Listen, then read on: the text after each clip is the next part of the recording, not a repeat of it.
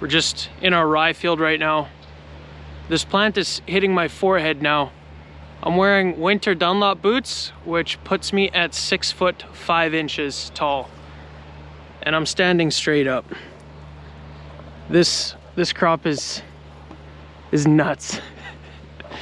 I'm just waiting for a vac truck to show up to the farm, and then we're gonna suck out that little bit of gravel that we have in our sand pit or manure pit at the back of the freestall barn. And then we can seal that thing up. We've been leaving it with the lids off the last couple days.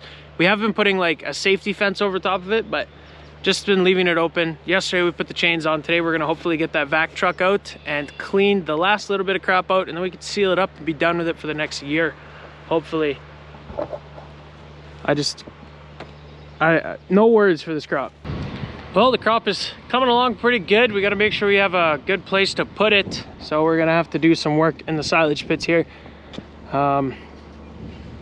We have nowhere near enough bunk space to put all the storage of silage. So we have to put some on the ground again, which is going to be tough because there's puddles everywhere, but we'll figure it out. I'm going to start by cleaning the edges here. There's always a little bit of silage that's left over. And I'm just gonna pitchfork it onto the floor. Then we can scrape it up with the wheel loader. Get this bunk nice and clean.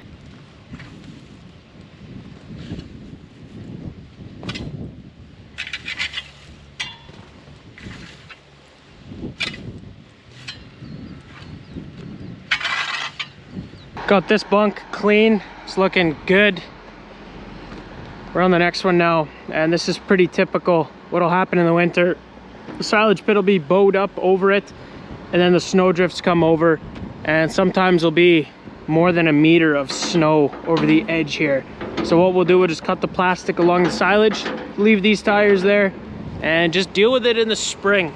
So now we get to deal with it.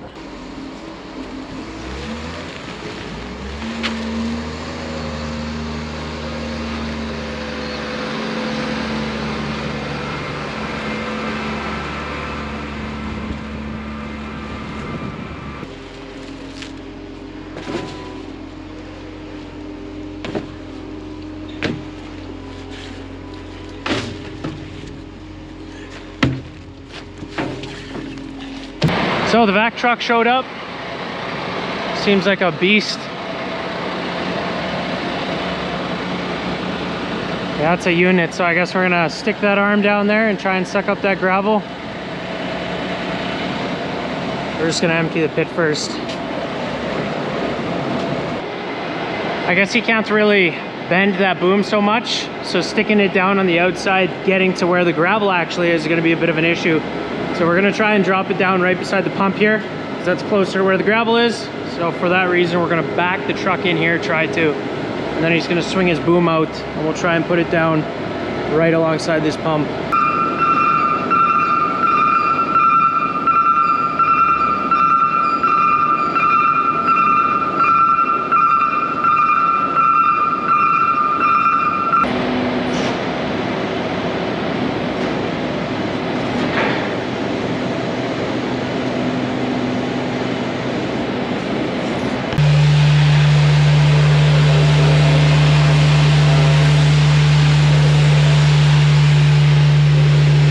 Been shoveling that soaking wet gravel to the vac hose, which is pretty brutal, but he's full now, so he's gonna go dump. I'm just gonna get him to dump it here somewhere by the hemp straw pile.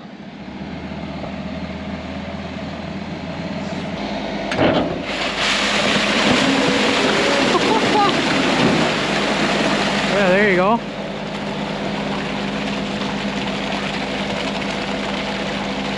I didn't expect that door just to open up.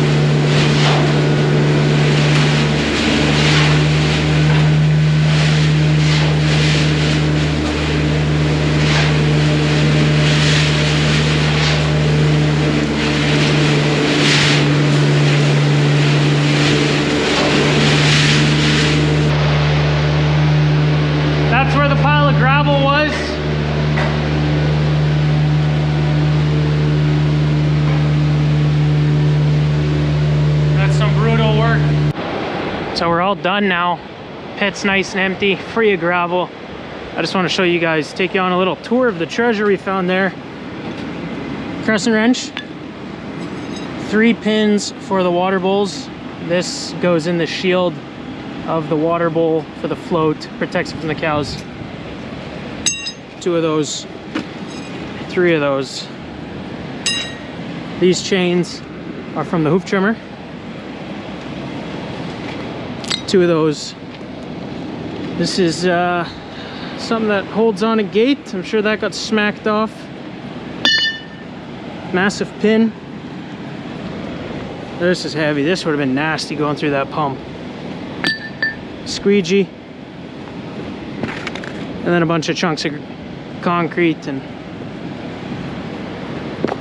all kinds of stuff. Lots of fun. This truck's just epic. He's just rinsing the whole back down with the water from the truck itself. So much pressure on those 2 lines.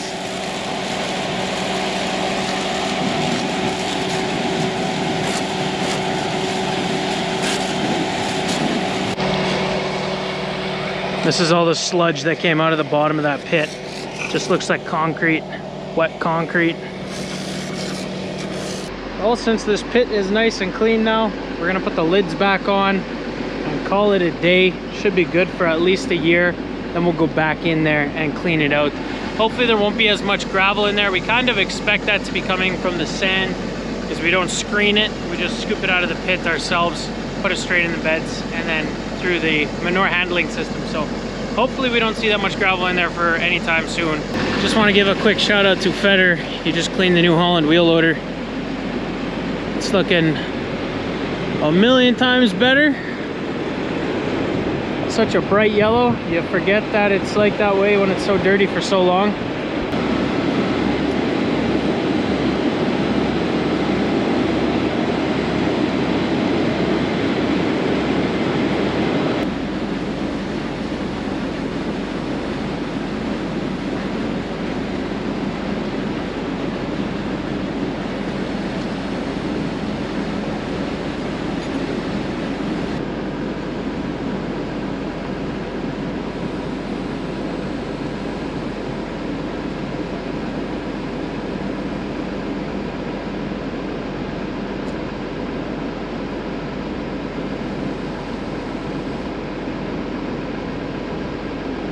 The last thing I'll mention about this whole manure pit cleaning out ordeal, there was a lot of comments about ventilation. Oh, you're not wearing a mask. Oh, you have no like monitors for CO2 levels. And the reason for that is because our barn is negatively pressured. So we got the exhaust fans at the back and they suck so much air out of the back. If every door is closed, all the overhead doors, and you just have these lids open, there's a whirlwind of air that just gets sucked through here. And that just keeps it continuously with fresh air in that pit. So there's like zero concern about any gases or anything. There's such an insane volume. Like the air in this pit is like renewed every like 10 seconds probably when these lids are open and everything else is closed. I specifically turned on the tunnel ventilation full bore just so we could go in here and make sure that it was safe. Got that manure sorted, so we're gonna finish the job we started with today, and that is cleaning up these bunks. All I gotta do is scrape all of this garbage out of here and then clean up the plastic in this bunk.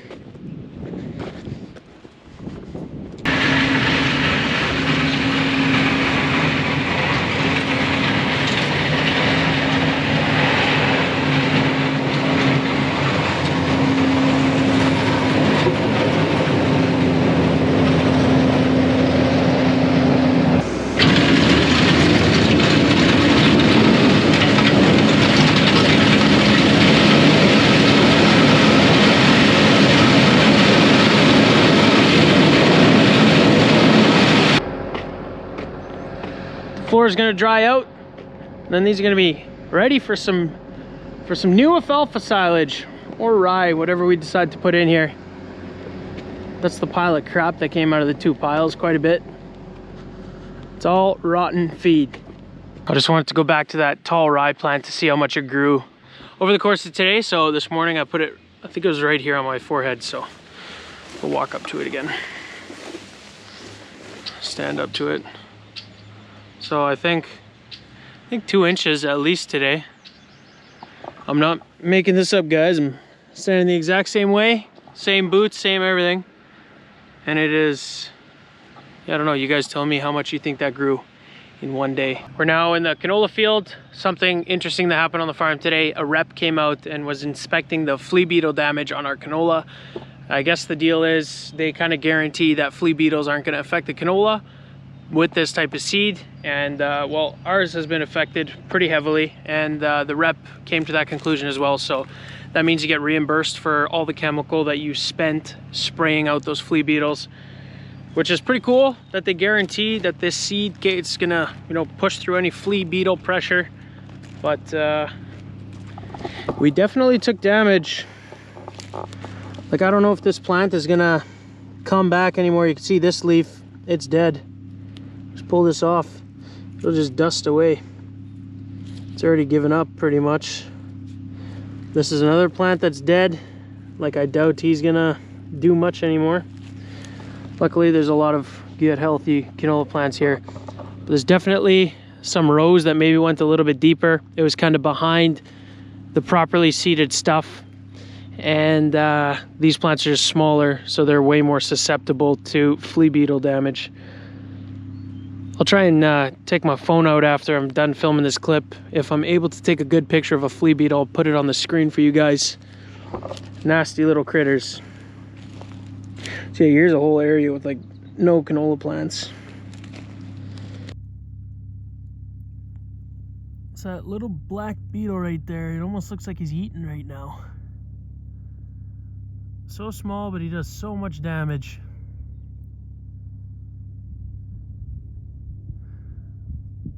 I'll go ahead and give you guys a size comparison. He's probably gonna jump out of there, but bring my finger into the frame there, how small he is. But you know what? I think he's slowing down a little bit. Most of them would have just flown away at that point, I think. There he goes. Still optimistic, even though we had this little hiccup with the flea beetles. Every acre of canola on our farm has now been sprayed. Dad does that. Hopefully they bugger off.